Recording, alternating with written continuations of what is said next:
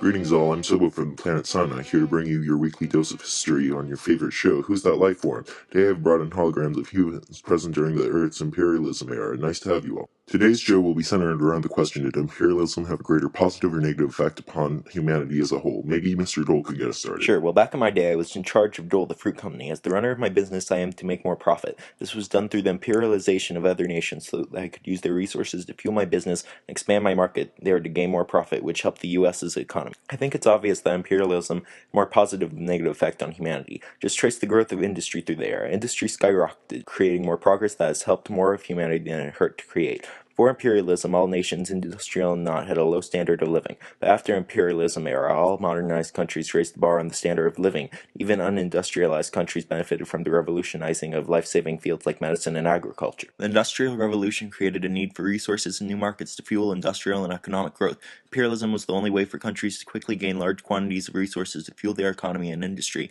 and extension progress. This progress has helped humanity much more than imperialism hurt. Just to clarify for listeners, there are two types of imperialism, old and new, and two methods of it, direct and indirect. We speak of new, where industrialized nations could directly take over the economy, politics, and society of their colony, not the older type, where nations influenced their colonies but still had to work with them. There were two methods used in imperialism. Indirect had local officials in charge with limited self-rule, with its goal being to produce future leaders. Its institutions based off of Europe's, but with local twists. Direct imperialism had foreign officials brought in to rule, with the goal being to assimilate the locals, and institutions were strictly European.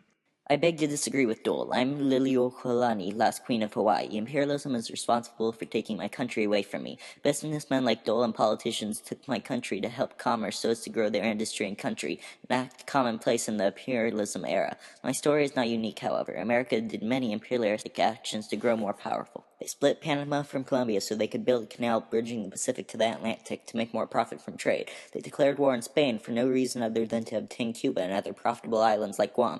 The U.S. even opened Japan up from its self-imposed isolation to make it into a refueling station and trading post.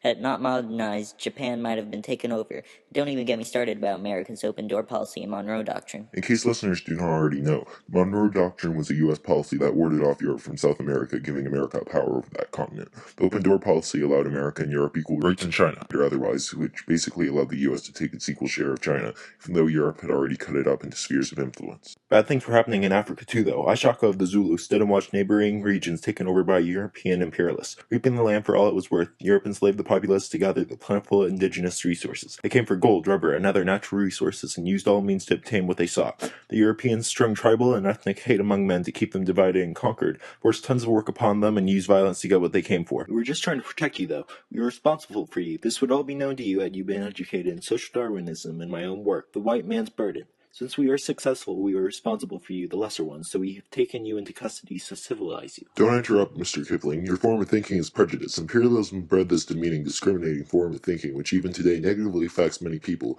But back to the question at hand. Why don't you continue your dialogue, Liliuokalani? Actually, I believe my associate would be better suited to speak further. Please begin, dear. Thank you, my dear. I'm a poor historian alive during the current modern era. In my line of work, we observe what happened in the past so as to improve our actions ourselves in the future. One thing we can learn from the imperialism era is that we must look at our actions' long-term effects, not just their short-term effects. Nations during the imperialism age imperialized using all tactics available. They strung ethnic violence in Africa and doped up China while enslaving many a region's populace.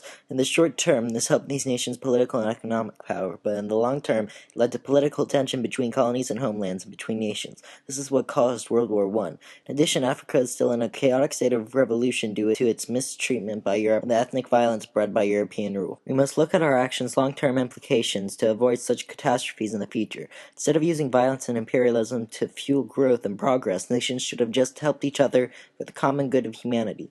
Violence and force create temporary increases in progress that can easily be stunted by rebellion, whereas partnerships create progress mutually and are less easily broken. So it seems that even though imperialism socially and culturally connected the world, politically helped nations advance, and economically grew industry while creating progress that hurt humanity overall. Imperialism seemed to help nations get on the right path towards modernizing, but hurt so many people doing so through the creation of prejudiced beliefs and the maltreatment of human life. During the era and afterwards, that imperialism had more detrimental effects than positive ones. That's not to say imperialism wasn't a necessary part of human advancement, though.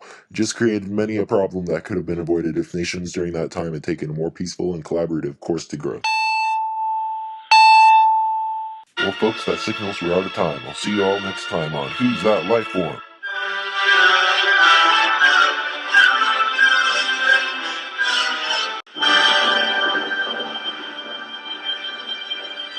This has been a Laughing Child production.